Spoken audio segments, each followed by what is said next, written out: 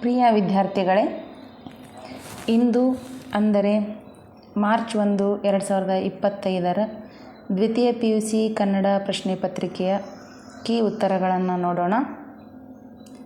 ಮೊದಲನೇದಾಗಿ ಕೆಳಗಿನ ಪ್ರಶ್ನೆಗಳಿಗೆ ನೀಡಿರುವ ಉತ್ತರಗಳಲ್ಲಿ ಸರಿಯಾದುದನ್ನು ಆರಿಸಿ ಬರೆಯಿರಿ. 1ನೇ ಪ್ರಶ್ನೆ, ಮಯತನುಜೆ ಯಾರೆಂದರೆ ಮಂಡೋದರಿ. ಅನ್ಯಲಿಂಗವನ್ನು ನೆನೆಯದವರು, ಅಂಗದ ಮೇಲೆ ಲಿಂಗ ಧರಿಸಿದವನು. 3ನೇ ಪ್ರಶ್ನೆ, ಹೆಂಡತಿಯ ಹರಿಬದಲಿ ಒಬ್ಬನಿ ಗಂಡುಗೂಸೆ ವೈರಿಯನು ಕಡಿಕಂಡವನು ಮಾಡುವನು ಮೇಣ್ ತನ್ನೊಡಲ ನಿಕ್ಕುವನು. ಈ ಪದ್ಯಭಾಗದಲ್ಲಿ ದ್ರೌಪದಿ ಯಾವ ವಿಚಾರ ತಿಳಿಸಿದ್ದಾಳೆ? ಇದಕ್ಕೆ ಉತ್ತರ ಗಂಡನ ಕರ್ತವ್ಯ. 4ನೇ ಪ್ರಶ್ನೆ, ದುರ್ಗಂಧ ಬಿಡದಿರುವುದು ಯಾವುದು? ಇದಕ್ಕೆ ಉತ್ತರ ಊರ ಹಂದಿ.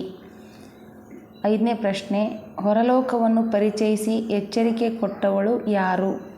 ಇದಕ್ಕೆ ಉತ್ತರ ತಾಯಿ. 6ನೇ ಪ್ರಶ್ನೆ, ಕಿಡ್ನಿ ಸ್ಟೋನ್ ಬಗ್ಗೆ ತಿಳಿಯಲು ಲೇಖಕಿ ನೇಮಿಚಂದ್ರ ಭೇಟಿ ಮಾಡಿದ್ದು?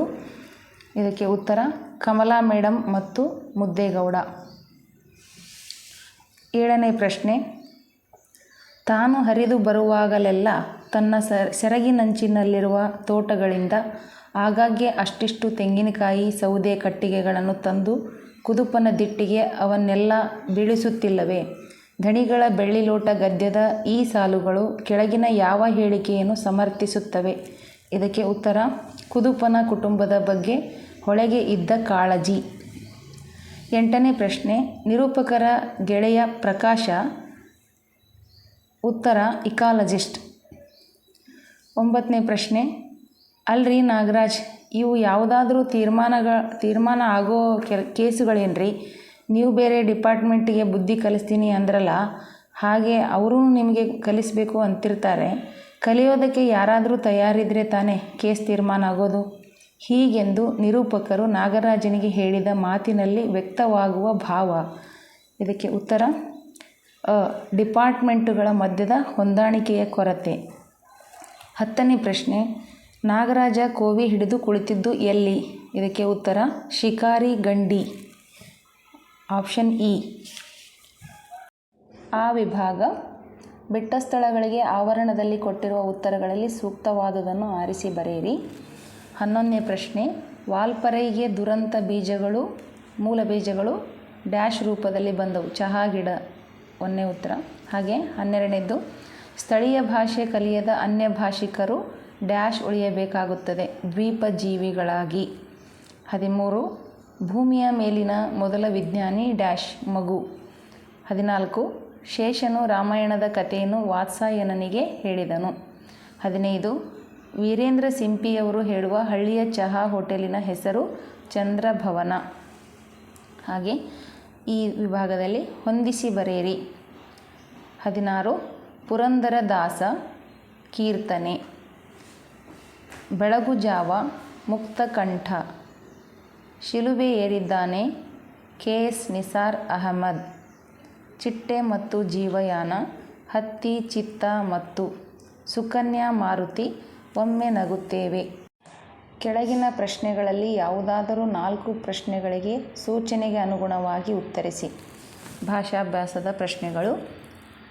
45ನೇ ಪ್ರಶ್ನೆ, 2 ಪದಗಳ ನಾನಾರ್ಥಗಳನ್ನು ಬರೆಯಿರಿ.